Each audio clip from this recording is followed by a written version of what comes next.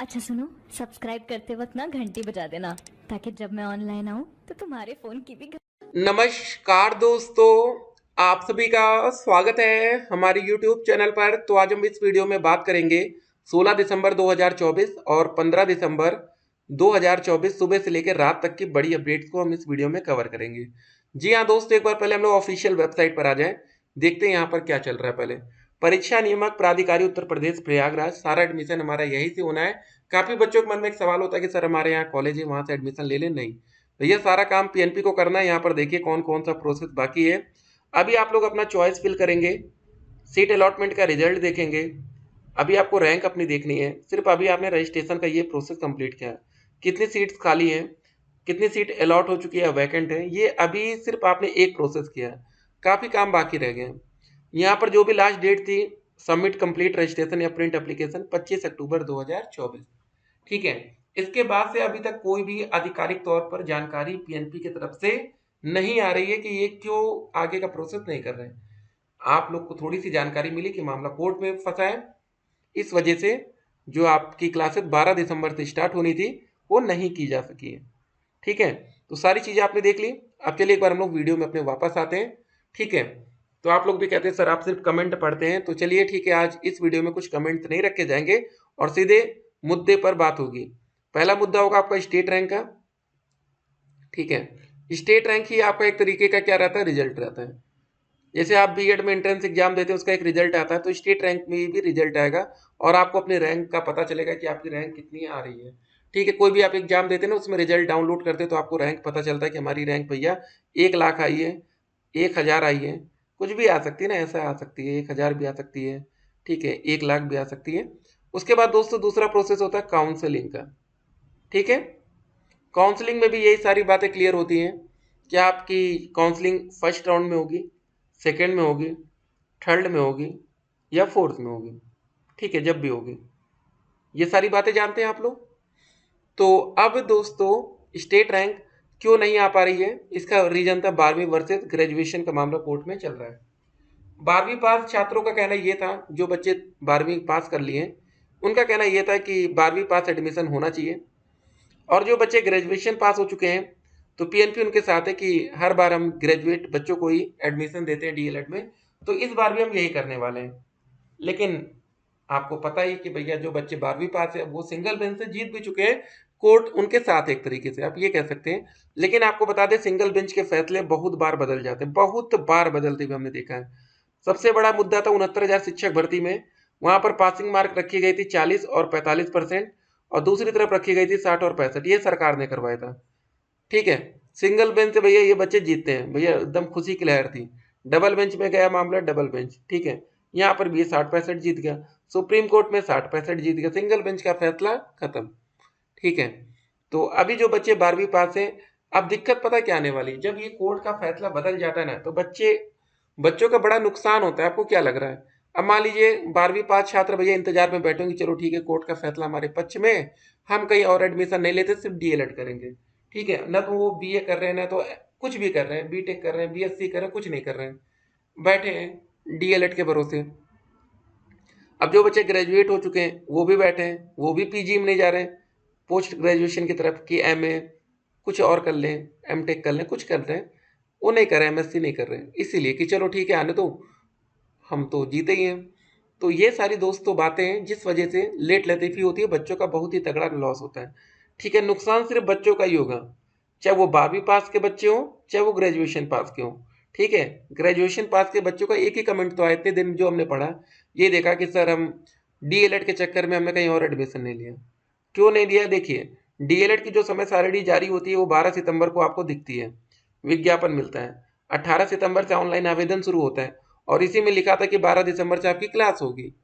ये बातें आज नहीं क्लियर थी, ये बातें 12 सितंबर को ही क्लियर हो गई थी। उस समय इन्होंने कोई रोक क्यों नहीं लगाई बताइए। 25 अक्टूबर तक सारा मामला एकदम ठीक चल रहा था, तब कोई दिक्कत नहीं थी किसी को। तो आप लोग समझिए कि आप लोग को फंसा लिया गया एक तरीके से। आप जैसे डीएलएड में रजिस्ट्रेशन करते हैं उसके बाद आप बंद गए, आपने सोचा कि अब पीजी क्या ही करें। अब जो बच्चे पीजी करने लग गए वो बच्चे टेंशन में आ गए, अरे यार ये तो डीएलएड का नोटिफिकेशन आ गया। पहले डीएलएड का भी तो नोटिफिकेशन नहीं आ रहा था ना, आपको पता होगा। तो कुल मिला के कुछ ऐसी बातें होती हैं जो आपके समझ के बाहर जाती हैं, ठीक है, और इस साल सबके समझ के बाहर चली गई। कुछ ज़्यादा ही मामले को डीले कर दिया गया, जिससे एक बड़ा नुकसान बच्चों का हो रहा है। अब देखते हैं आने वाले टाइम में पीएनपी इसको कैसे सुधारती है और आपके लिए क्या ही फैसले लिए जाते हैं। जी हाँ दोस्तों, सारी बातें देख सकते हैं। 16 अक्टूबर को ही आपकी स्टेट रैंक आ जानी चाहिए थी। 16 अक्टूबर से 16 नवंबर को नहीं आई। 16 नवंबर से 16 दिसंबर बीत गया, ठीक है। कल आ रहा है 16 दिसंबर, या आप 16 दिसंबर को इस वीडियो को देख रहे होंगे।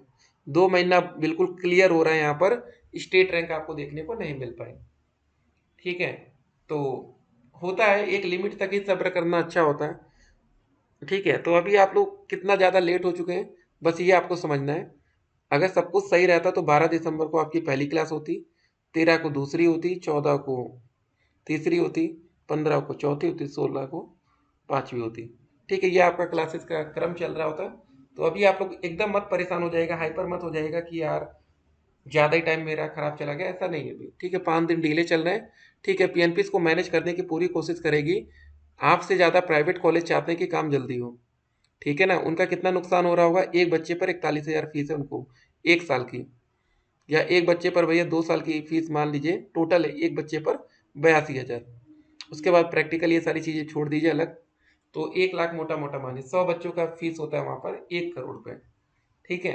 तो प्राइवेट कॉलेज का कितना नुकसान हो रहा है, वो भी प्राइवेट कॉलेज के जो एसोसिएशन होते हैं वो भी तो कोशिश कर रहे होंगे जल्दी कार्यक्रम शुरू हो, क्योंकि बहुत से बच्चे अब वेट नहीं करना चाहिए, वो कहीं ना कहीं एडमिशन ले ले रहे हैं। अब कुछ बच्चों को जहाँ एडमिशन मिल रहा है वो ले रहे हैं, ठीक है, ले रहे हैं बस, चाहे गुस्से में कहिए चाहे जैसे कहिए। तो अब वो बच्चे लौट के थोड़ी नहीं आएंगे। डीएलएड की स्टेट रैंक आप यहाँ पर देखेंगे 2024 के लिए, जल्दी आपको रिजल्ट एज ए रिजल्ट देखिए लिखा रहेगा ना, स्टेट रैंक रिजल्ट। तो स्टेट रैंक ही आपका एक तरह से रिजल्ट रहेगा, जहाँ पर आपका नाम, पिताजी का नाम, जेंडर, कैंडिडेट कैटेगरी, ये सारी चीज़ें रहेंगी, ठीक है। स्टेट रैंक यहाँ पर लिखा रहेगा। प्रोविजनल सीट अलॉटमेंट रिजल्ट, ये दोस्तों जो रिजल्ट आता है, मान लीजिए आपने चॉइस फिल किया, उसके हिसाब से आपको कोई कॉलेज अलॉट कर दिया गया। जैसे इस बच्चे ने 15 कॉलेज का नाम दिया, सेकंड नंबर का कॉलेज मिला, और एक बच्चा था 15 कॉलेज का नाम दिया था, इसको कोई भी कॉलेज नहीं मिला। और एक और आपके मन में सवाल है, हम कितने कॉलेज का नाम दे सकते हैं, यहाँ पर अनलिमिटेड रहता है, जितने भी कॉलेज हैं आप सभी का नाम दे सकते हैं। चाहे आप एक कॉलेज का नाम सिर्फ डालिए, चाहे 10 कॉलेज का नाम डालिए, चाहे 20 कॉलेज का डालिए, चाहे 100 कॉलेज का डालिए। लेकिन हम आपसे एक ही बात कहेंगे, जो यहाँ पर कॉलेज की लिस्ट आपको दिख रही हो, उस कॉलेज को आप पहले से जानते हो। पता चला उन सब कॉलेज को कुछ जानते नहीं, आप ऐसे हवेबाजी में ले रहे हैं, बाद में वो कॉलेज बड़ा गंदा निकल जाए, ठीक है। कुछ ऐसे कॉलेज होते हैं जहाँ पर नॉन अटेंडिंग की, देखिए प्राइवेट कॉलेज कौन सा बेस्ट होता है, हम तो करें डीएलएड का बेस्ट कॉलेज क्या होता है, उसके लिए क्या रिक्वायरमेंट होनी चाहिए, पहली कम से कम पैसे में आपका एडमिशन हो, कम से कम फीस लगे, ठीक है। दूसरी कंडीशन, अगर आप क्लास अटेंड नहीं करते तो उसके लिए अलग से कोई पैसा आपसे ना मांगा जाए, नॉन अटेंडिंग फ्री हो। तीसरा चीज, प्रैक्टिकल में 525 में से 515 से लेके 520 नंबर आपको दे दिए जाए। चौथी चीज़, टीचिंग को वो मैनेज कराएं या कैसे भी सब कुछ ठीक कराएं, ठीक है। ये सारी रिक्वायरमेंट्स हो बस। अब कौन कौन से दोस्तों, ये देखिए ये काउंसलिंग का पूरा शेड्यूल रहेगा, ऐसे ही आपकी काउंसलिंग होगी, थोड़ा सब्र बनाए रखिएगा। और डीएलएड रजिस्ट्रेशन का विवरण ये दोस्तों देख सकते हैं, आपका नाम, माताजी के नाम, पिताजी के नाम, ये सारी चीज़ें वहाँ पर देखने को मिलेगा। आपका हाई स्कूल, इंटरमीडिएट, ग्रेजुएशन के जो भी आपने नंबर सारे डाल रखे ना, यहाँ पर एकदम क्लियर दिख रहा है। उसके बाद दोस्तों एक और चीज़, कौन कौन सी चीज़ें चाहिए, डॉक्यूमेंट्स जो एडमिशन के समय लगेगा, अलॉटमेंट लेटर ये 10,000 की पेमेंट पर मिलता है, आवेदन पत्र का प्रिंट आउट ये वाला, ये जो देख रहे हैं, हाई स्कूल, इंटरमीडिएट, ग्रेजुएशन का रिजल्ट और सर्टिफिकेट, ये तीनों एकदम इंपॉर्टेंट रहेगा। निवास प्रमाण पत्र लगेगा, अगर आप यूपी आपने डाल रखा है फॉर्म भरते समय, जाति प्रमाण पत्र, आधार कार्ड लगेगा, शपथ पत्र लगेगा, पहचान हेतु आवेदन पत्र में अंकित विवरण के अनुसार व्यक्तिगत पहचान पत्र, इतनी चीजें लगेंगी। चलिए दोस्तों फिर मिलेंगे, स्टे कनेक्टेड, आपका दिन शुभ हो।